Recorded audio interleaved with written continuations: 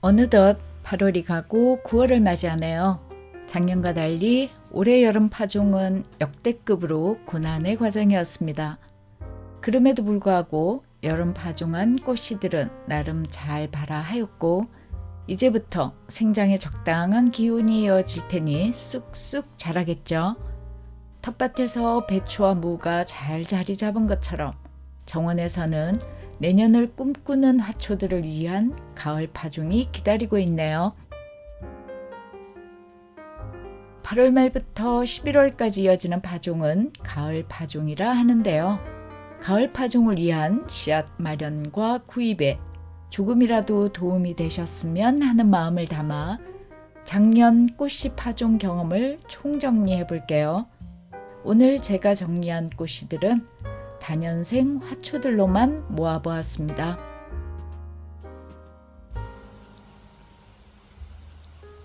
제가 씨앗을 구입할 때 가장 중요하게 생각하는 기준은요. 꽃의 색과 모양이 제 마음에 들고 영하 25도 이하에서도 월동하느냐예요. 위에 두 가지 기준에 따라 고른 다년생 꽃씨들을 작년 8월 말에 파종하였습니다. 제가 작년에 구입한 씨앗은 다음과 같습니다. 이들 중 발아에 성공한 씨앗은 수끈솔체 금관아, 사양아옥 에린지움, 잉글리시 라벤더 로빈슨 데이지, 멕시코 모자 니포피아, 딤스로켓 램스여, 월플라워 포복성 백리아, 이베리스 산구름 국화예요. 이들 중 월동에 성공한 화초는 다음과 같습니다.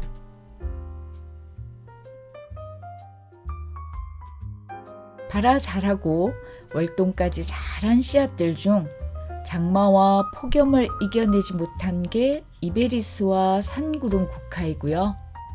한편 수끈 솔체는 개화 기간이 장마와 겹치니 꽃을 제대로 볼 수 없었으며 포복성 백리향도 장마철에 잎이 녹아내리네요. 물론 제가 올바르게 파종하지 못해 싹트지 못한 것도 있을 테고요. 다른 애 같았으면 월동과 장마를 모두 이겨냈을 수도 있을 거예요. 그럼에도 결론적으로 구입한 씨앗 중 강원도 제정원에서 겨울과 장마를 모두 견뎌낸 건 사양아옥 에린지움, 로빈슨 데이지, 멕시코 모자, 딤스로켓, 램스이어, 월플라워 정도였어요.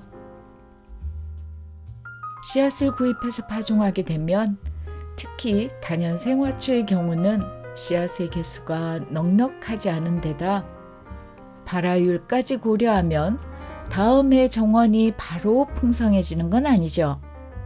하지만 한 해 잘 키워서 잘 채종하면 다음에는 마음껏 번식시킬 수 있다는 장점이 있으니 한 해 동안 인내하고 노력하면 그만큼의 보상이 따르죠. 이렇게 한 번의 파종으로 마음고생을 끝내고 나면 채종한 씨앗들로 넉넉하게 여러 번에 걸쳐 파종할 수 있는 즐거움이 기다리고 있죠. 그렇게 제 정원에서 자리 잡고 살고 있는 꽃들에게서 씨앗을 채종하여 가을과 한겨울에 넉넉하게 파종한 경험을 소개해 볼게요. 다음은 제 정원에서 채종하여 파종한 씨앗 종류들입니다. 직접 채종하여 파종하면 좋은 점이 참 많습니다. 첫째, 파종 시기를 알 수 있어요.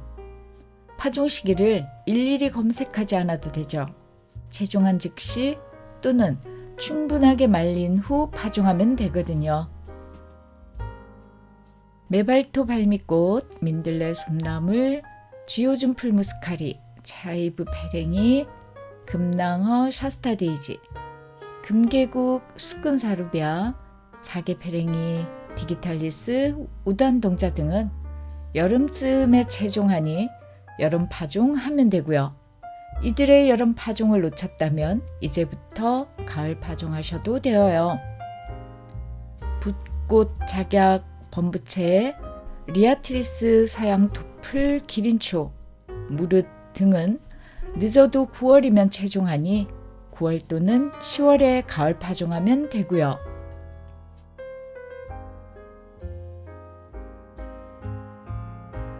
꽃봄의 꿀이 에키네시아 층꽃, 자그레브 가오라, 수금 버베나, 마타리 뚝갈, 와인컵 지소니 등은 9, 10월 사이에 채종하게 되니 일주일 정도 말린 후 바로 파종하면 되고요.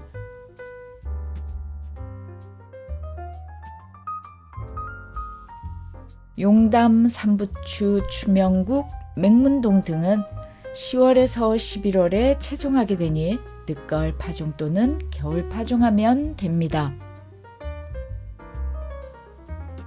위에서 소개한 제 정원의 다년생 화초들은 가을부터 언제든 파종하시면 됩니다. 꽃이 마음에 드신다면 월동은 검증되었으니 걱정 안 하셔도 됩니다. 둘째, 씨앗이 넉넉하니 발화율 걱정 없이 뿌려도 되니 좋습니다. 다년생 씨앗을 구매하면 보통 10개에서 50개 든 게 많아서 아주 감질나고 스트레스도 제법 받죠.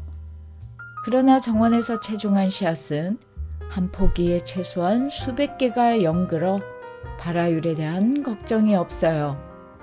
또한 채종할 때 충분히 성숙한 씨앗들만 골라 수확하니까 구매한 것보다 발화율도 더 좋더라고요. 파종과 관련하여 몇 가지 궁금증을 풀어드릴게요. 새로 구입하거나 얻어온 씨앗을 파종할 경우 직접 채종한 게 아니니 파종 시기를 잘 모르실 경우가 있죠. 그럴 때는 내 정원에서 월동 가능한지를 먼저 체크하셔야 해요. 월동 가능한 화초라면 9월 이후 한겨울까지 아무 때나 파종하시면 됩니다. 월동 온도와 파종 시기는 어떤 관계일까요? 예컨대 화초 A가 월동 온도가 영하 25도 또는 전국 노지 월동이라면 어느 정원에서든 이른 가을에 파종하는 게 좋습니다. 싹을 틔우고 몸집도 좀 키운 다음 월동하는 게 좋죠.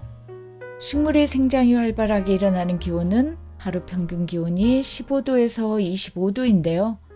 이 시기가 그리 길지 않은 데다 이상기후로 올 가을 날씨를 예측하기 힘들기 때문에 가능한 이른 가을에 파종하는 게 좋습니다. 예컨대 월동 온도가 영하 20도인 화초 B가 있다면 파종 시기는 어떻게 달라질까요? 남부지방은 가을 파종해도 되지만 영하 25도까지 떨어지는 정원에서는 늦가을이나 겨울 파종해야 해요. 이 화초를 여름이나 초가을에 파종하면 싹을 틔웠다가 겨울에는 얼어서 죽겠죠. 뿐만 아니라 이 화초는 남부지방에서는 여러 해살이 화초지만 중부지방에서는 한 해살이로 살아갈 수밖에 없어요. 그냥 봄 파종하지 왜 가을 파종을 고집할까요? 가을 파종은 따질 게 많으니 차라리 봄에 파종하는 게 낫지 않나 싶으시죠? 다년생 꽃을 봄에 파종하면 그의 꽃을 보지 못하는 경우가 많으며 싹을 틔우는데 실패하는 경우도 제법 됩니다. 또한 가을과 겨울에 파종하면 봄 파종보다 뿌리가 훨씬 튼실하게 자라기 때문이죠. 파종하면 모두 가을에 발화하나요? 많은 종류의 씨앗들은 이른 가을에 파종하면 싹을 틔웁니다. 하지만 모두 싹을 틔우지는 않아요. 좋은 처리를 거쳐야 하는 식물들은 겨울의 추위를 겪고 나서야 단단한 식껍질을 벗겨내며 발화하는데요. 금낭화 무스카리, 작약범부채, 참나리 등은 봄이 되어야 싹을 틔울 거예요. 그러니 파종한 다음에는 마음을 내려놓고 기다리시는 게 좋습니다. 새싹들은 겨울에 얼지 않을까요? 새싹을 틔운 것들은 어떻게 월동하나요? 이 또한 화초마다 각기 다른데요. 샤스타데이지 월플라워, 사양하옥 멕시코 모자, 우단동자 등의 새싹은 초록잎을 띈 채 겨울을 나고요. 붓꽃, 메발톱, 팔미꽃 등은 지상부가 말라버리고 봄에 다시 잎을 내밀어요. 어미는 잎이 지고 뿌리로만 월동하는 경우에도 새싹은 낙엽 한 겹 덮어주면 초록 상태로 월동하는 걸 보면서 신기하다는 말이 절로 나오더라고요. 새로운 씨앗을 구입하려고 할 때 월동 온도와 습기에 강한지에 대한 정보가 충분하지 않아 어려움이 많은데요. 씨앗 봉투에 이들 정보가 충분하게 정리되어 있으면 하는 바람입니다. 오늘 소개한 씨앗들은 제가 직접 파종해 본 경험이 있는 것들로만 정리해 보았습니다. 전국 어디서든 가을 파종하면 되는 씨앗들이니 좋아하는 꽃을 찜하셔서 가을 파종에 도전해 보시길 바랍니다. 오늘도 시청해 주셔서 감사합니다.